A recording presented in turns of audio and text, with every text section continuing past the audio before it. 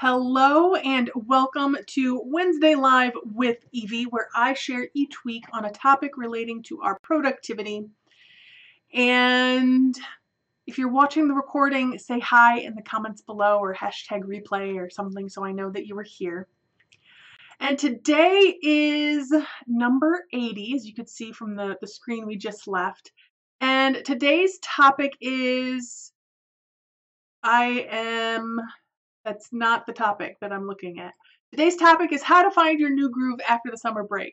My notes don't have the topic in there, so that's where I just fumbled a little bit, but that's all right. So for those of you who don't know me, my name is Evie Burke, and I work with women entrepreneurs, and I help them take their productivity to a new level. So when they're leaving to go to a networking meeting, they're not mildly freaking out about, oh, there's all these things that I need to get done. Can I afford to be out of the office? Or at the end of the day, when they're looking to spend time with the people that you choose to spend your non-working hours with, you're not thinking about what didn't get done today or what do I need to do tomorrow, but instead you can really be fully present, or you can go to that networking event or to whatever event, and especially if it's a business thing, you not just have a plan for it, but you know that the other things that need to get done in your business are planned for and you will get them done. So, like I said, today's topic is how to find your new groove after the summer break. So, many of you out there have kids. I do not have kids, but I have seen the sign of summer break being over. The major sign of that is not necessarily that every retailer has pens and notebooks out for sale, although that's definitely a sign that it's coming, right? But school buses are back out taking kids to and from school, which is always a sure sign that spring break is over. And if it's not over for the kids in my neighborhood, then I know it's shortly about to be. But it is, because the school buses are back around here too. So even if you don't have kids, though, it's a nice time to think about what is it that you might want to change in your business. Also, we're coming upon a season change. We're going into the fall. And so that might mean different things for your business. It might mean different habits should maybe start being developed. Maybe in the nicer weather, you had different habits than you might have in the winter, and that's fine. I've done that before. So let's talk about some things to keep in mind as you're looking at what you might want to change or do differently, or even what you might want to reincorporate back into your day or back into your business as you are going into September and into the fall months. So a great place to start is with how you start your day. So I know for me that sometime this summer, my morning routine kind of fell apart. Obviously, I have a morning routine. You all have a morning routine, whether you call it your morning routine or not. There's a certain steps or certain things that you do every morning. But the one that I had taken some time to kind of cultivate and develop for myself kind of fell apart over the summer. So do you have any of those morning things that you used to do that really supported you or supported your business that you want to add back in? And especially for those of you who have kids, I mean, there's going to be certain things, especially if you have younger kids, that you just have to do in the morning, whether it's to get them ready for daycare or getting them ready for school. There's just certain things you have to do in the morning. But beyond that, what are the things that you might want to add back in? How can you make that morning run smoother for you and really set yourself up for the day that's coming? What do you want to do before and after, whether it's before you walk into your office or before the kids get up or after the kids leave, or what's the first thing that you do after you wake up or after you go to the bathroom? Like, what does that morning routine look like for you? What do you want it to look like? So think about how you're starting your day, what you want that to look like. And from there, let's just go ahead and move into how you're ending your day. When does it end? Does it end when the kids get home from school? Or is that like your first big break? Do you go and after the kids are in bed, do you go and work a couple more hours in your office? And if you do, that's fine. Figure out what works for you. Um, don't not do it just because, oh, so and so said that, you shouldn't go back to work after X time in the evening. You know what? If that's what works for you, then that's what you do. But really make sure it's a conscious decision and not that you're just going back into the office because, oh, I still have this pile of things to do. Yes, that's one reason to go back into the office, but make sure it's a conscious decision where you're choosing to go back in because these are the things that you want to get done, or this is the decision that you're making for your business at this time. Okay.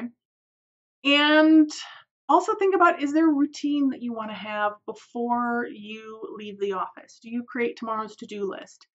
Are you cleaning off your desk and putting away the things that accumulated? I know for me, sometimes that's something I have to work on.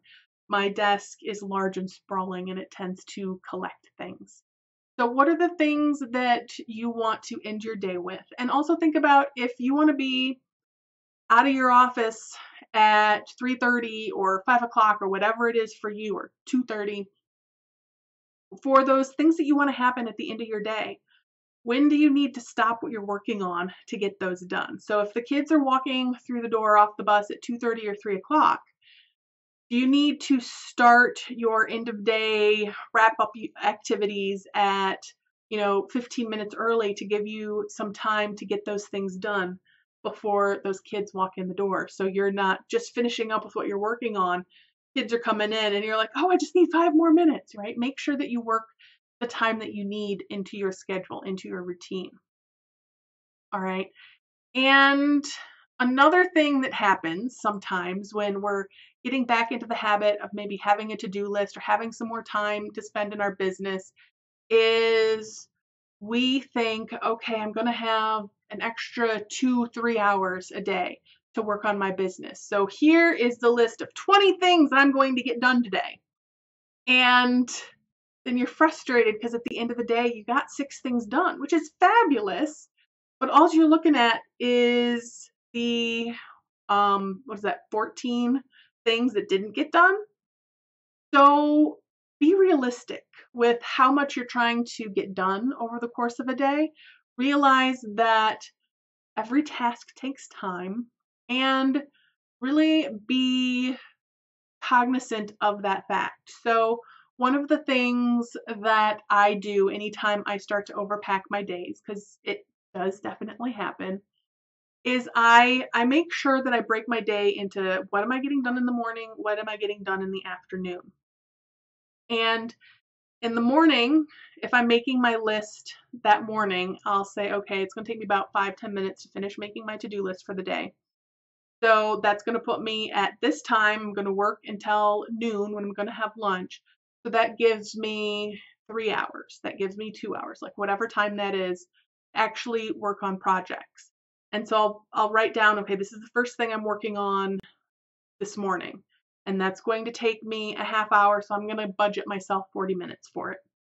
And so I'll write down 40 minutes next to it. And then for the next task for the morning, I'm going to do this other thing. And that's probably going to take me 45 minutes. So I'll budget myself, maybe 55 minutes for it. And then I'll add those two together. And I'm not remembering what I said for the first one, but I think roughly that's going to be about, an hour and a half, 2 hours. And so then maybe I'll add a third one if I have time. But you see what I'm doing there is I'm buffering myself some time. So if something takes a little bit longer, it's not going to completely throw me off. And I put 3 things that are going to take about the 3 hours that I have, maybe just a little under. And then that's all I'm doing that morning.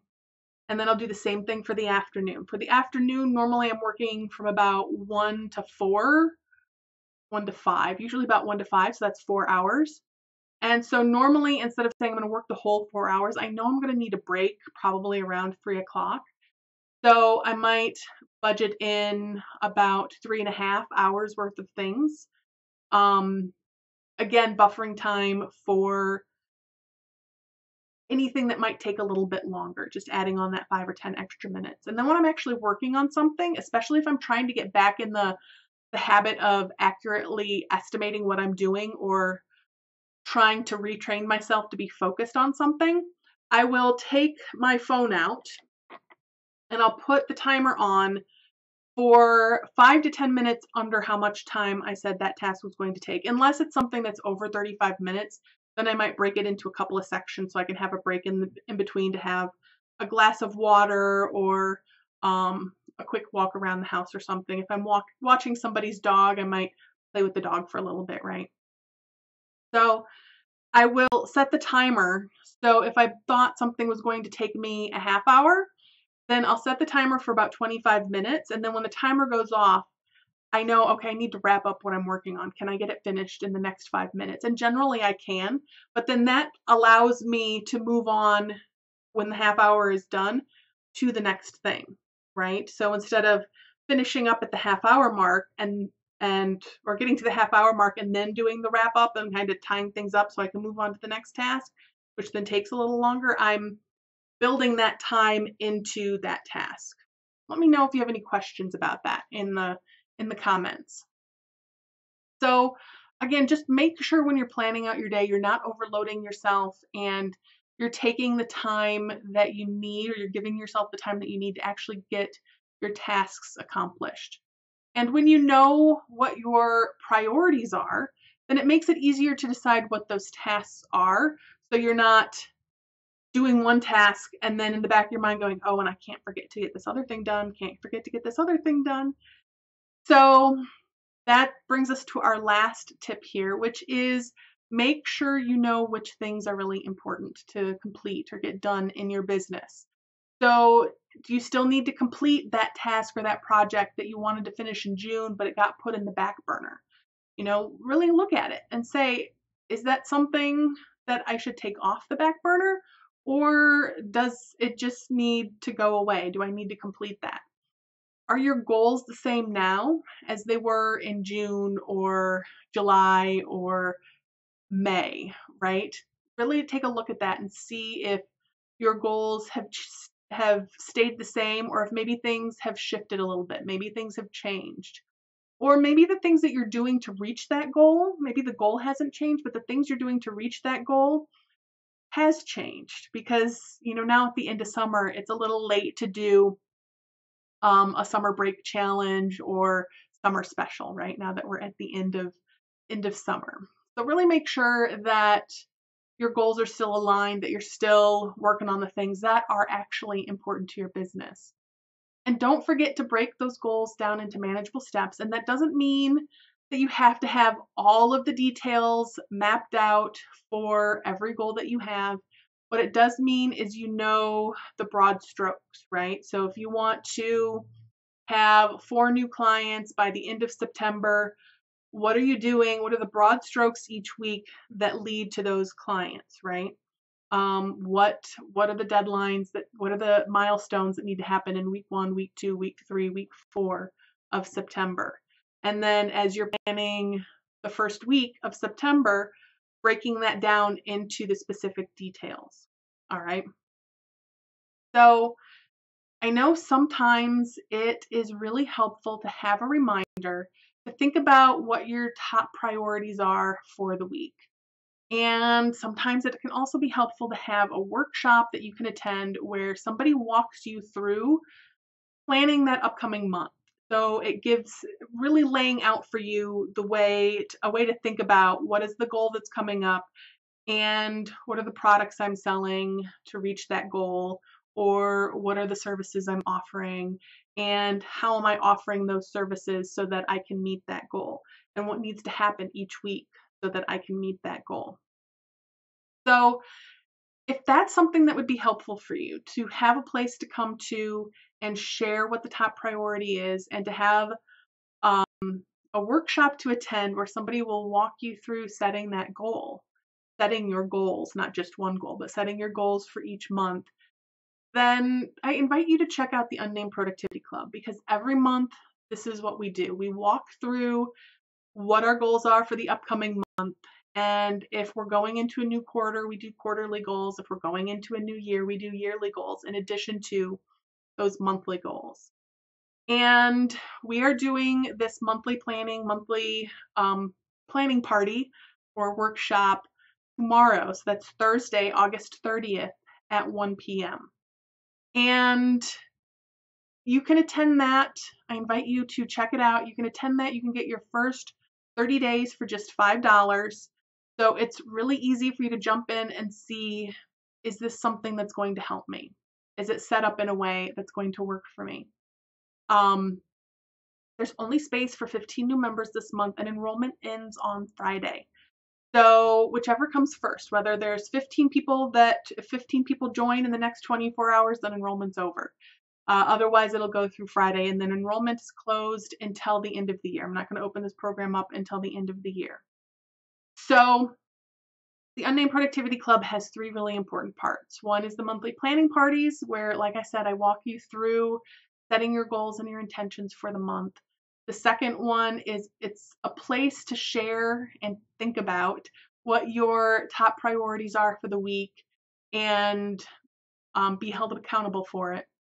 And last but not least, it's a place to get support and ask questions, and not just about productivity, but about marketing and business too. So we've had questions that range everywhere from how do I manage my weird sleep schedule? Because, I mean, it's real life, right? To I'm having problems with XYZ, and can somebody offer some suggestions? Or I'm going to be doing this in my business and I'm looking for some feedback around it.